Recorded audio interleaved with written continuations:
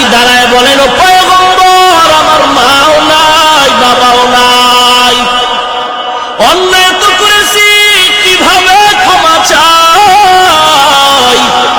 আল্লাহর নবী বলেন, যাও যাও, শুক্রবার কবরের কিনারায় গিয়া দরুদ সালাম পড়ো, সূরা ফাতিহা একবার পড়ো, 3 বার কুল হুয়াল্লাহ সূরা পড়ো, আলহাকুমুত তাকাসুর পড়ো, এরপরে দোয়াটা পড়ো, রব্বির হামহুমা কামা রব্বায়ানি সগীরা। যদি ওই শুক্রবার দিন মা বাবার কবরের কিনারায় গিয়া কান্না করো, আমার নবী স্পষ্ট হাদিসে বলেছেন, তুমি হাজারো অন্যায় যদি করো, আল্লাহ চোখের পানির কারণে ক্ষমা করে বাধ্যগত মায়ের সন্তানের খাতায় নাম উঠায় দিবে। কি দুঃখ, কি দুঃখ গো!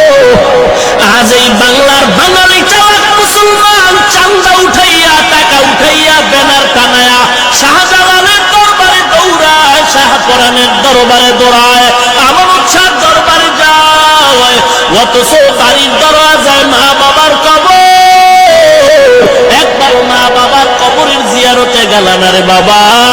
শাহজালালের দরবারে গেলা, কি করলা?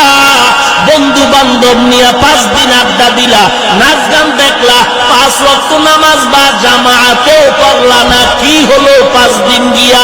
ওরে শাহজালালের ভক্ত তো হতে পারলি না। কে সে শাহজালাল? আল্লাহর মহব্বতে জীবনে বিবাহ করে নাই, অথচ তুমি ম্যাডামের তালে পড়ে রসুলের সুন্নতের জবাই দিলা। শাহজালালের জীবনের পাগড়ি খুলে নাই, মাথায় পাগড়ি, হাতে লাঠি আর তাসবিহ। ও শাহজালাল রহমাতুল্লাহ আলাইহির ভক্ত, বলো তোমার মাথায় টুপি কই, দাড়ি কই, পাগড়ি কই? আসলে তুমি শাহজালালের ভক্ত না। শাহজালালের ভক্ত যদি দাবি করে, আমরা দাড়িওয়ালা টুপিওয়ালারাই করতে পারি। তুমি টাকা উঠাইয়া ওখানে যাও, মা বাবার কবর জিয়ারত করলে যে তোমার গুনাহ মাফ হবে, রাসূলের হাদিস ভালো লাগে না? তুমি সেখানে যাও। মা বাবা তোমার কত আপন, অথচ সন্তান মা বাবারে কবরে রাইখা কত গুনার কাজ করে, বলে আরামে আছে। না রে বাবা না, বরং মা বাবার কবরে আযাব চলে যায়। ও সন্তান, এই মা বাবার কবরে কষ্ট দিও না রে সন্তান। অনুরোধ করে বলছি, ওই মা বাবার থেকে দোয়া নাও, মা বাবার দোয়া বড় কঠিন। মা বাবার কবরের কিনারায় গিয়া দোয়া নাও, ওই দোয়াটা তোমারও নিজের জীবনের জন্য ফসল বয়া দিবে রে বাবা। দুনিয়া চিরদিন থাকার জায়গা না রে ভাই। অনুরোধ করে বলছি, যুবক, এ দুনিয়া কিছুই না, আজ আছে কাল না। এ জীবনে কত যুবকের জানাজা পড়াই না, কত যুবকের লাশ কবরের ভেতরে রাখলো। ও নবীর উম্মতের দল, রাসূলের সাহাবী আলকামা রাদিয়াল্লাহু তাআলা আনহু ইন্তেকালের সময় সাহাবায়ে কেরাম কালেমা পড়াচ্ছে, কিন্তু আলকামা নবীর সাহাবী, জিহ্বায় কালেমা আসে না। নবীজির কাছে খবর দেওয়ার পরে বলে, তার মা আছে কিনা? বলে আছে। বলে তার মাকে ডেকে দাঁড় করায় বলো, আলকামারে ক্ষমা করো। মা রাজি না। নবী এসে আলকামার মাকে বললেন, ও আলকামার মা, আলকামারে মাফ করে দেন, জিহ্বায় কালেমা আসে না ইন্তেকালের সময়। মা বলে, না না, আমি আমার সন্তানের ক্ষমা করব না। আল্লাহর নবী বলেন, আগুন জ্বালাও। ও সাহাবায়ে কেরাম আলকামারে আগুনের মধ্যে জ্বালায় দেই। আল্লাহর নবীর কথার পর আলকামার মা চোখের পানি ছেড়ে বলেন, পয়গম্বর, আমি ক্ষমা করে দিলাম, কারণ সন্তানের কষ্ট সহ্য করতে পারি না, আমি মাফ করে দিলাম। মা যখন কথাটা বলল, আলকামার জবানে কালেমা জারি হয়ে গেল। ও সন্তানের মা বাবা, ও সন্তানের মা বাবা, সন্তান আপনার সাথে ভালো ব্যবহার করবে যদি আশা করেন, তাহলে আপনাকেই ভালো ব্যবহারটা শিখাইতে হবে। ঈদের 2 দিন আগে সন্তান মায়ের কাছে মোবাইল করে বলে, মা ঈদের বাজার করছে? বলে না, করে নাই।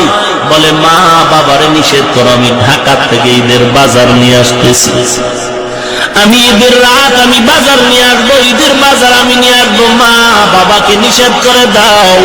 মা বড় খুশি, আমার সন্তান ঢাকা থেকে ঈদের বাজার নিয়ে আসবে। আজ কালকে ঈদ, আজকে সন্তান ঢাকার বাজারে ছুটি নিয়ে সন্ধ্যাবেলায় বাসের টিকিট করলো, মার্কেটে ঢুইকা সন্ধ্যা দুপুর বেলা কয় মা আমি মার্কেটে, বলো তোমার জন্য কি কিনবো? মা মোবাইলে কান্না করে বলে সন্তান আমার কিছু লাগবে না, তুই আয়, তোর বাবার জন্য যদি পারো কিছু কিনে নে, আমার লাগবে না, কারণ আমারে যা দেয় সবার থেকে তোর জিহ্বার মা ডাকটা বড় মজা।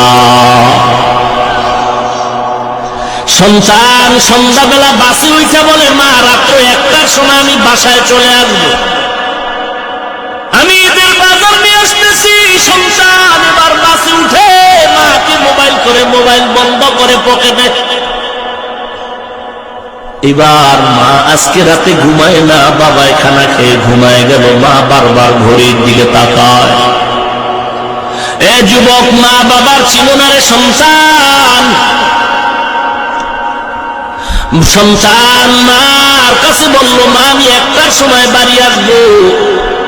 মা তাকে ঘড়ির কাঁটা ঘুরে 12টায় চলে গেল, সন্তান 1 ঘন্টা পরে আসবে। মায়ের কানটা সোজা, আমার সন্তান এসে মা বলে ডাকবে, কলিজা ঠান্ডা। বাবায় ঘুমায় গেল, মা ঘুমায় না, ঘড়ির কাঁটা 1টা বেজে গেল, সন্তান আসবে, মা বড় খুশি। কিন্তু না, ঘড়ির কাঁটা ঘুরে ঘুরে 2টা বেজেছে।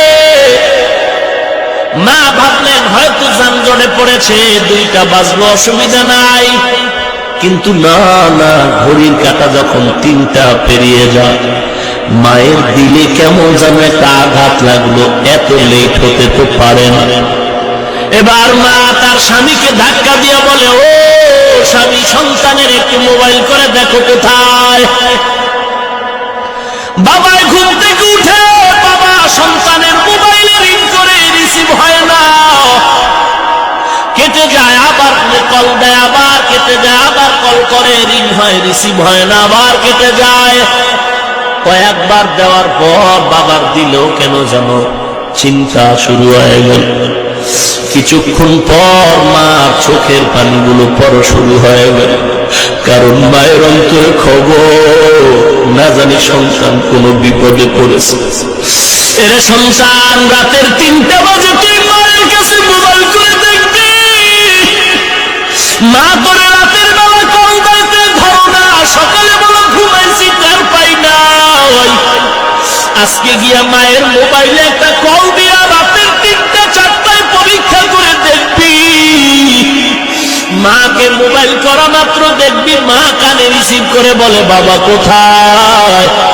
ও মা তুমি কি ঘুমাও না? বলে হ্যাঁ ঘুমাইছি, তবে আমার কান সজাগ। মোবাইলের আওয়াজটা আমার ঘুমটাকে ভেঙে দিছে বাবা, কারণ যদিও ঘুমাই তবে তোর মায়া তোর মহব্বতে আমি সব সময় সজাগ। বাবায় মোবাইল করে পেল না, কিছুক্ষণ বাবা চিন্তায় চুপচাপ। হঠাৎ করে বাবা আবার যখন কল করেছে ধরে না, আবার কেটে গেল, কয়েকবার দেওয়ার পরে হঠাৎ করে মোবাইল রিসিভ হয়ে গেল। বাবা ডাক দিয়ে কয় বাবা সন্তান কই? বাবার কানের কাছে মোবাইলে কোনো আওয়াজ নাই, শুনে কান্নার আওয়াজ আর কান্নার আওয়াজ। বাবা ডাক দিয়ে কয় কে তুমি মোবাইলটা ধরেছো? আমার সন্তানকে দাও। একজনে ডাক দিয়ে কয় কে আপনি? বলে আমি মোবাইলওয়ালা সন্তানের বাবা। ডাক দিয়ে কয় বুড়া তুমি এখনো ঘরে ঘুমাও, তাড়াতাড়ি দৌড়াও, তোমার সন্তান সাদা